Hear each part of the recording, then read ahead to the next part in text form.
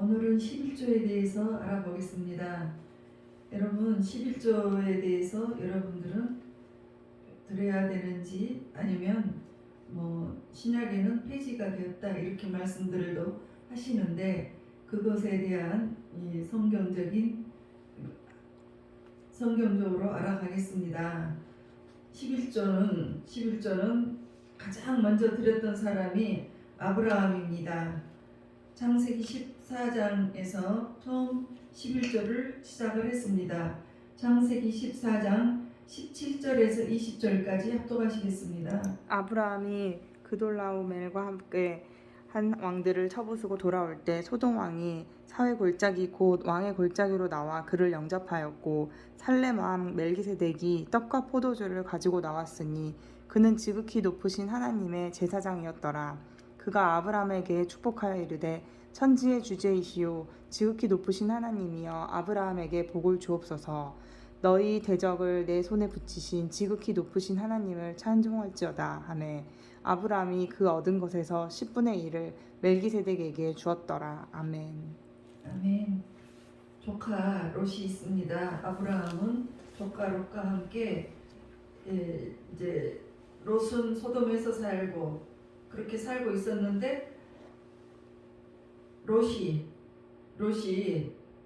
이제 연합군의 4명의 왕들이 쳐들어와서 이 공격을 받아서 가족들이 다 잡혀가고 그 물질까지 다 뺏겼다는 소식을 들었습니다. 왜냐하면 롯이 살던 그 소돔은 굉장히 화려했습니다. 그래서 이곳을 넘겨보는 사람들이 많았어요. 그래서 그 부족 중동에서 전쟁이 일어나요. 4명의 왕들이 연합을 해서 그 소돔을 쳐들어왔습니다. 그랬을 때 아브라함이 내 조카를 찾아와야 되겠다. 그래서 집에서 가신들 318명의 가신들을 데리고 적진으로 뛰어 들어가서 그 연합군과 싸워서 318명이 그들을 전부 구출을 했어요. 롯의 가족과 재물을 전부 구출을 했습니다. 그랬을 때 이제 창세기 14장 18절 오늘 읽으신 본문이 나옵니다. 살렘 왕 멜기세덱이 떡과 포도주를 가지고 나왔어요. 그리고 이 전쟁에서 이긴 것이 자기의 힘으로 된 줄 알았더니 그 19절 20절 보면 너 그 싸움이 너 능력으로 이긴 줄 아느냐? 그것이 아니고 너희 대적을 네 손에 붙이신 하나님의 힘으로 됐단다. 그랬으니까 그분을 찬송하라 이렇게 말씀을 해주세요. 그래서 이 결론적으로는 너를 이기게 하고 복 주신 분은 하나님이지 네 힘이 아니다. 그래서 아브라함은 얼른 11조를 드리겠다고 했습니다. 그래서 이제 멜기세덱은 예수 그리스도를 예표를 해요. 히브리서 7장 1절에서 3절을 한번 읽어보시겠습니다. 이 멜기세덱은 살렘 왕이요 지극히 높으신 하나님의 제사장이라. 여러 왕을 쳐서 죽이고 돌아오는 아브라함을 만나 복을 빈지라. 아브라함이 모든 것의 10분의 1을 그에게 나누어 주니라. 그 이름을 해석하며 먼저는 의의 왕이요 그 다음은 살렘 왕이요 고 평강의 왕이다. 아버지도 없고 어머니도 없고 족보도 없고 시작한 날도 없고 생명의 끝도 없어 하나님의 아들과 닮아서 항상 제사장으로 있느니라. 아멘. 네, 여러분들 11조는 우리가 10분의 1로 생각을 하죠. 그런데 히브리의 수 개념으로는 그 11에 대해서 1은 만물 첫 번째 거 장자를 의미해요. 그리고 나머지 모두를 대신한다는 의미를 가지고 있습니다. 첫 것은 나머지 전체를 대신하고 대표하는데 이런 대표적인 그 이야기가 나오죠. 애굽에서 바로가 이스라엘 백성들을 이제 놔두지 않았습니다. 그러니까 재앙을 내렸을 때 마지막 재앙을 내렸죠. 그때 장자의 재앙을 내렸습니다. 사람과 짐승의 장자 만물은 모두 죽여버렸습니다. 하나님께서. 그래서 장자를 죽였다는 것은 전부 멸망시켰다는 것입니다.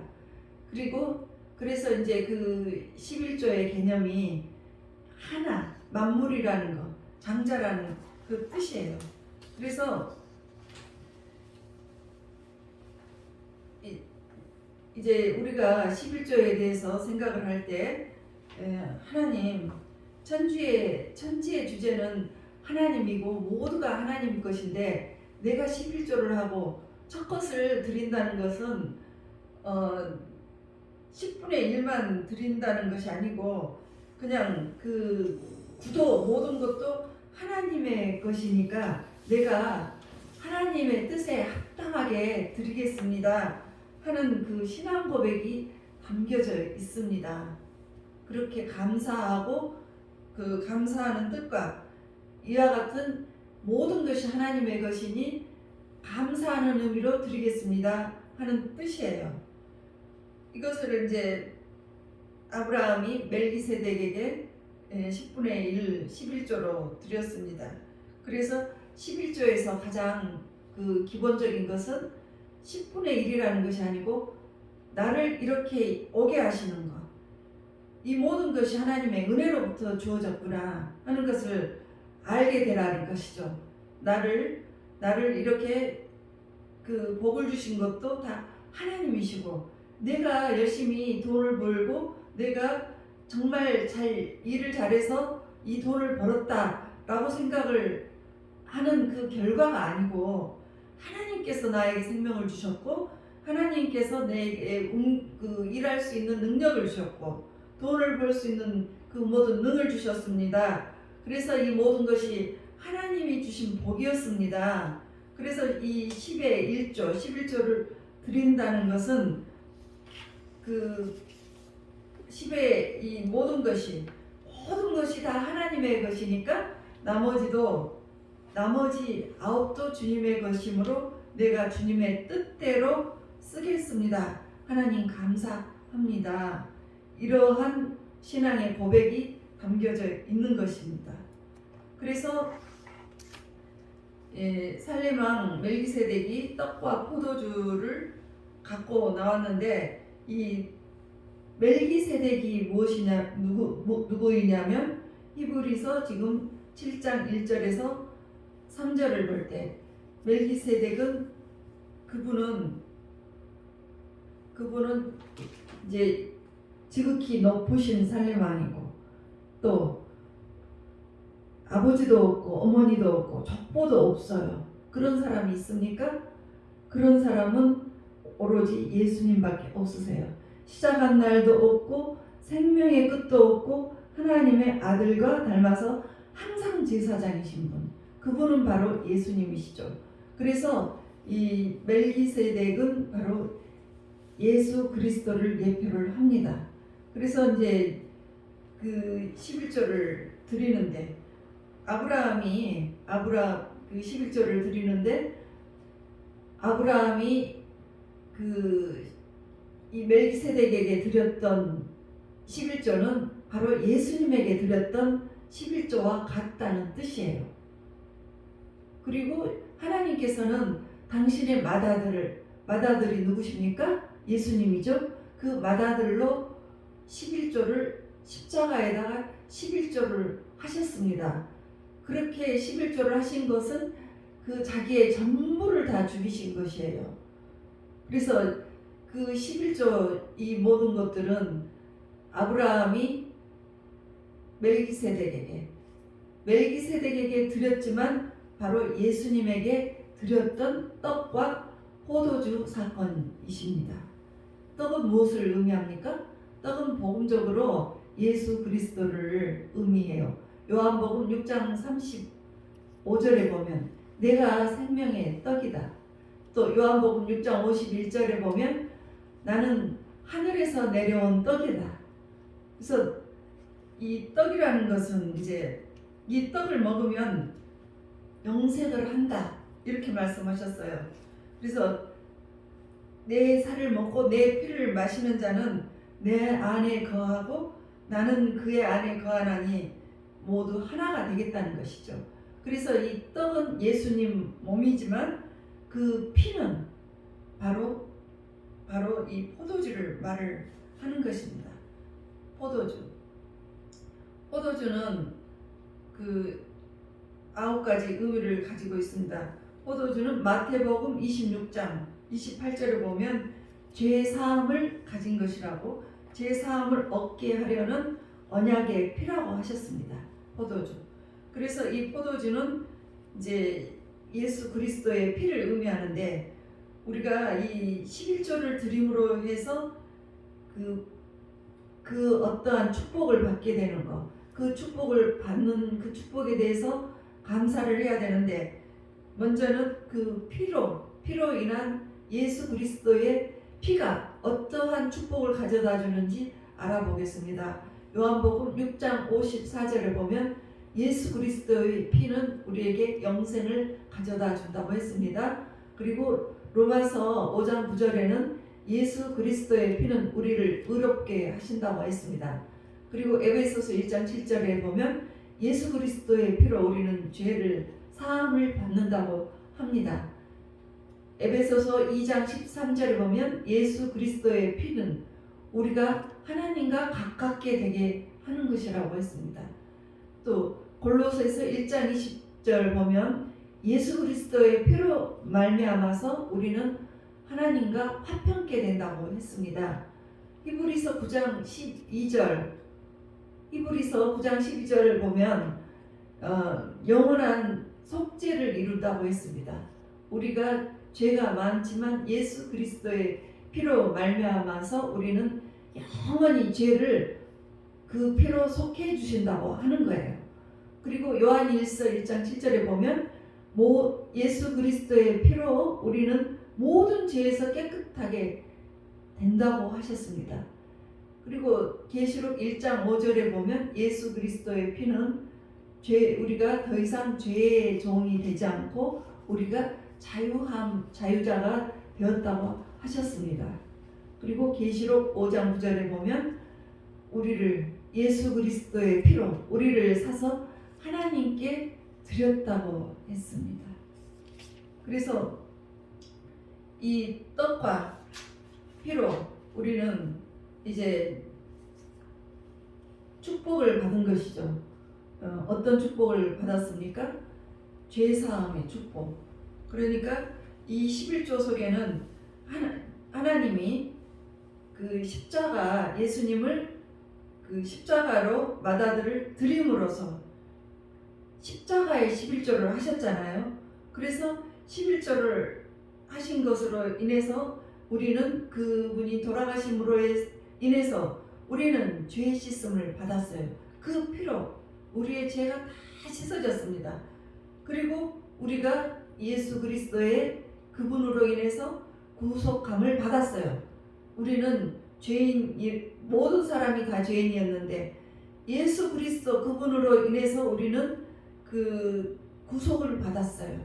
그 피로 모든 죄가 씻어짐으로 말미암아서 우리가 죄인이 아니다라는 그 구속함, 죄사함 받고 하나님의 자녀가 되는 구속함을 받았습니다. 그리고 우리는 구원을 받은 사람이 되었습니다. 그래서 예수 그리스도와 우리가 하나가 되는 축복을 받아요. 그래서 영생으로 우리가 가게 되는 것입니다. 예수님이 아니고는 우리는 영생의 복을 받을 수가 없었어요. 그런데 하나님께서 그의 맏아들로 십자가에 들이심으로 인해서 우리는 영생의 복을 받게 되는 것입니다. 그래서 이 11조는 바로 우리의 그 영생의 복을 받은 신앙 고백이 들어져야 되는 것입니다. 그래서 우리가 11조, 우리의 재산, 우리의 예물, 11조라는 예물을 통해서 나의 그 감사, 주님께 그 구속받고 구원받은 그 영생의 복을 받았습니다 하는 그 감사하다는 그 신앙 고백이 이 11조의 예물을 드려짐으로 해서 우리가 받아진다는 것입니다. 예. 말이 많이 길었죠. 예. 쉽게 말을 하면 아브라함이 떡과 포도주의 축복을 받고 그 하나님께 11조를 드린 사건입니다. 이제 예배가 줄어들고 있어요. 지금 마지막 때 다니엘서 9장 27절에 보면 마지막 때가 되면 교회 안에 두 가지의 현상이 나타난다고 했습니다. 제사와 예물을 금지시킬 것이라고 했습니다. 누가 그와 같은 일을 금지를 합니까? 그거는 바로 사탄이 하는 것입니다. 그 사탄이 바로 교회를 말살시키려고 하는 계획입니다. 사단 마귀는 교회를 무너뜨리려고 하고 있습니다. 예물을 못 드리면 교회는 어떻게 됩니까? 교회의 기능은 아비가 됩니다. 많은 교회가 무너지고 있습니다. 이 제사, 예배를 금지시킴으로 인해서 예물도 많이 줄어들고 그러면서 교회가 많은 교회들이 지금 문을 닫히고 있습니다. 지금 현 상황이 그렇다는 것입니다. 그래서 그 예배가 점점 줄어들면서 드리는 것도 점점 인색해지고 있습니다. 그때 하나님께서 성경에 말씀하십니다. 말라기서 3장 7절과 8절에 말씀하십니다. 그때 당시에도 예배가 줄어들고 그리고 이 11조 이 예물도 성의가 없이 인색하게 드렸을 그때의 당시였습니다. 그때 하나님께서 너희는 내게 돌아오라. 너희는 내게 돌아오라 이래요.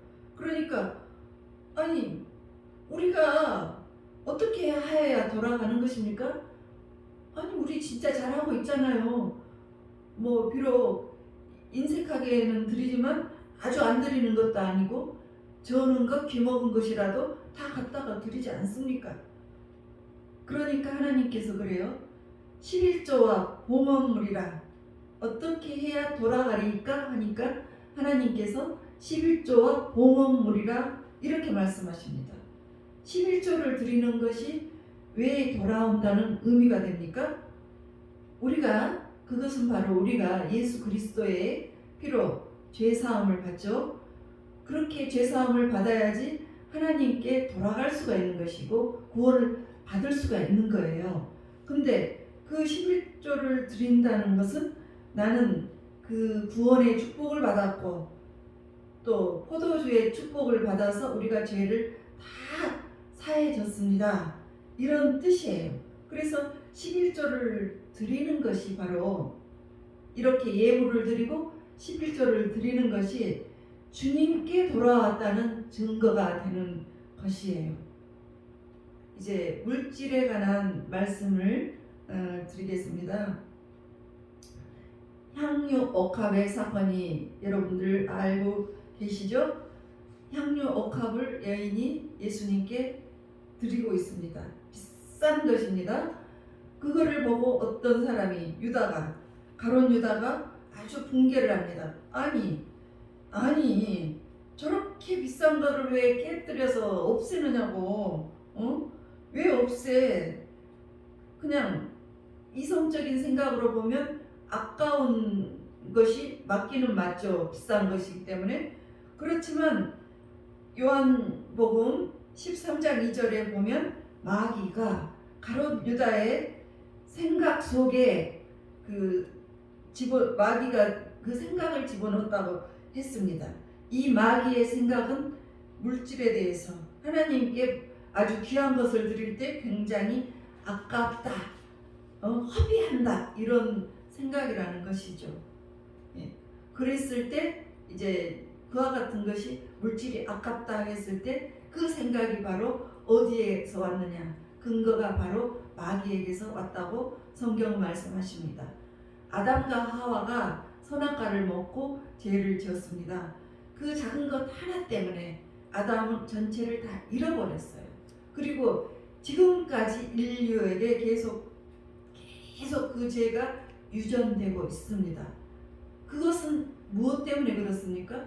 선악과 하나 먹지 말으라고 했는데 그것에 마귀에게 게임에 유혹에 먹고 말았습니다. 그 선악과는 바로 물질을 의미해요. 그래서 이 물질로 인해서 먹는 문제로 넘어뜨렸는데 이 모든 것들이 다 잃게 만들어 버렸습니다. 그리고 가룟 유다가 은 30에 예수님을 팔았죠. 예수님을 팔았을 때 그는 마귀에게 넘어갔습니다. 그리고 그는 자살을 합니다.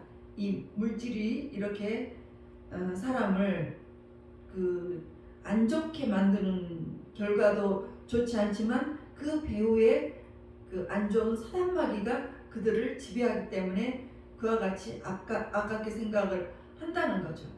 그리고 사도행전 5장 1절에 보면 아나니아와 삽비라의 이야기가 나옵니다. 그때 당시에 모두 자기의 가진 재산들을 팔아가지고 사도들에게 갖다가 바쳤습니다. 그런데 아나니아와 삽비라가 판 것을 갖다가 바치기는 바쳤는데 조금 일부를 떼었어요. 그것을 베드로가 알고 아나니아야. 먼저 아나니아가 왔습니다.